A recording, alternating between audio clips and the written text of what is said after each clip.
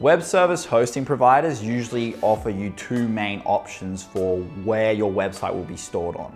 So the two servers are shared servers and dedicated servers. To put it simply, a shared server is one server that's shared by multiple websites, whereas a dedicated server means that your website is the only one hosted on that server.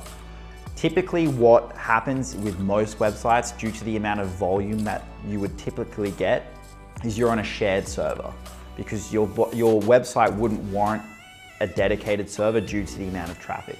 If you had a major website that had huge amounts of traffic, you would have to have a dedicated server.